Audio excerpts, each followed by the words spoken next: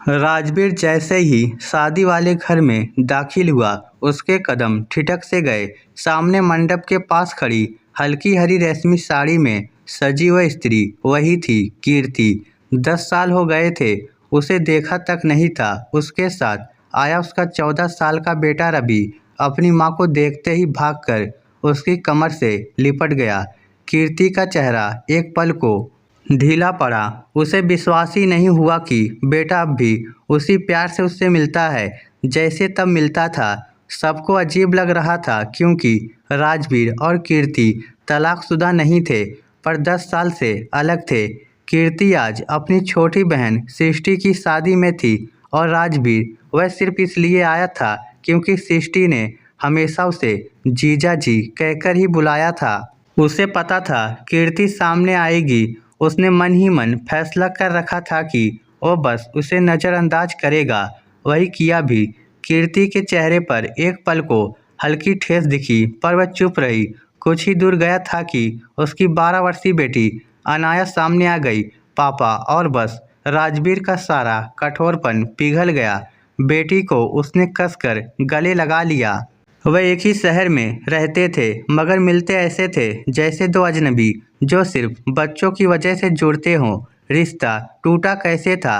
राजवीर चाहता था कि कीर्ति हमेशा घर पर रहे। उसकी माँ भी अक्सर कह देती, मेरे बेटे की कमाई पर ऐश करती है, काम धाम कुछ नहीं करती। कीर्ति पढ़ी लिखी थी, महत्वाकांक्षी भी। पति की बात मानने की कोशिश की, पर भीतर की आवाज़ ने उसे नौकरी की ओर ढकेला। उसने गुपचुप टीचिंग एग्ज़ाम दिया और पास हो गई। जब राजवीर को पता चला, वह तमतमा उठा।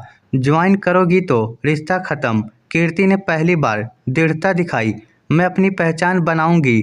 नौकरी ज्वाइन की और उसी दिन घर छोड़ दिया। बेटी साथ ले आई। बेटा राजवीर के पास रह गया। 10 साल गुजर गए, ना कोई तलाक, ना कोई बातचीत, बस दो लोग जो एक दूसरे से दूर रहने की कोशिश में एक दूसरे को याद करते थे। शादी में हल्दी की रस्म चल रही थी। दूल्हे को जोड़े में तेल चढ़ाना था। राजवीर अकेला खड़ा था। तभी सृष्टि ने कहा, जीजा जी, कीर्ति दीदी नहीं आ रही। ऐसे अकेले कैसे करेंगे आप? ये सुनते ही पता नहीं कीर्ति को क्या हुआ। वह तेज कदमों से आई और राजवीर के पास खड़ी हो गई। दोनों ने मिलकर रस्म निभाई। 10 साल बाद पहली बार इतने करीब राजवीर को आज भी वही चंदन की हल्की खुशबू महसूस हुई जो कभी उसके कपड़ों में बस जाती थी। और कीर्ति ने देखा, उसकी दी हुई काली धागे वाली कड़ी आज भी राजवीर की कलाई में थी। दिल दोनों का कुछ पल को थमसा गया। उन्होंने कैमरे में मुस्कुराकर पोज दिया, पर उस मुस्कान में अधूरी कहानी तड़प रही थी। रात को कीर्ति ने बेटी अनाया से पूछा, देखो तुम्हारे पापा कहाँ सोए हैं? वहाँ पंखा है या कूलर? अनाया ने बताया, मम्मी, पापा कह रहे थे बहुत गर्मी है, वहाँ कूलर नहीं है। कीर्ति खुद दूसरे कमरे में कूलर लगवाने लगी। ठंडा पानी डाला, चादर बदली। बेटी को बोला, उन्हें इधर भेज देना, पर मेरा नाम मत लेना। जब राजवीर को पता चली कि कीर्ति ने किया, उसके दिल में कहीं गहराई में एक टीस उठी और उसी टीस ने किसी पुरानी नींद को जगा दिया। ये मुझे अब भी क्यों चाहती है? मैंने ही उसे दूर ढकेला था। रात 2:30 बजे कीर्ति की बेचैनी बढ़ी। वह दबे पांव उस कमरे तक पहुंची जहां कभी दोनों साथ सोया करते थे। खुली खिड़की से उसे राजवीर दिखाई दिया, पसीने से भीगा, बेचैन करवटें बदलता हुआ उसकी आंख भर आई। काश कभी अकड़, कभी पाबंदी, कभी मनमुटाव न आए होते। वह लौट आई, आंसू पोंछते हुए। अगले दिन संगीत था। कीर्ति ने वह मेहरून साड़ी पहनी जो राजवीर पसंद करता था। श्रृंगार किया तो वह उतनी ही खूबसूरत लग रही थी जैसे शादी वाले दिन। राजवीर उसे एकटक देखता रह गया। दिल में एक कसक तैर गई जब उसने पुराना गाना लगाकर डांस किया, तुमसे बिछड़कर हम बिछड़ के क्या होंगे।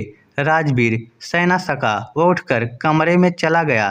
कीर्ति की आंखें उसे खोजने लगी। डांस रोककर वह उसके पीछे गई। दरवाज़ा खोला। राजवीर बिस्तर पर बैठा रो रहा था। कीर्ति हिल गई। उसे 10 साल में कभी रोते नहीं देखा था। वह पास आई। राजवीर ने जल्दी से आंसू पोंछे। कुछ नहीं, आंख में धूल चली गई। कीर्ति ने धीमे से पूछा, पानी ला दूं? नहीं। वह जाने लगी तो पीछे से एक टूटी आवाज आई, कीर्ति एक बार माफ कर दे। उसके कदम रुक गए। किस बात के लिए? मेरी जिद, मेरी बंदिशें, मेरा वह डर कि कोई तुझसे बात न करे तो किसी और के करीब न जाए। मैं स्वार्थी बन गया था। कीर्ति ने आंखें बंद कर ली। अब क्या फायदा राज, बहुत देर हो गई है। राजवीर उसके सामने आकर खड़ा हो गया।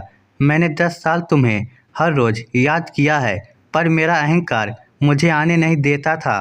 कीर्ति की पलकों की नमी टपक पड़ी। मैं भी रोज तुम्हारे कदमों की आहट सुनती थी और फिर जैसे ही वह मुड़ने लगी, राजवीर ने उसका हाथ पकड़ लिया। कीर्ति का दिल तेज धड़कने लगा। राज छोड़ो। नहीं, इस बार अगर छोड़ा तो शायद जिंदगी भर पकड़ न पाऊंगा। और अगले ही पल कीर्ति उसके सीने में समा गई।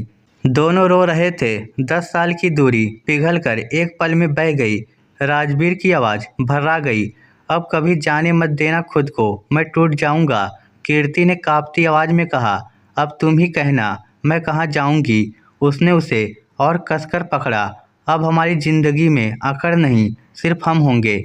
10 साल बाद दो दिल फिर से जुड़ गए और इस बार दोनों ने फैसला किया कि रिश्ते दिल से निभाएंगे, अहंकार से नहीं।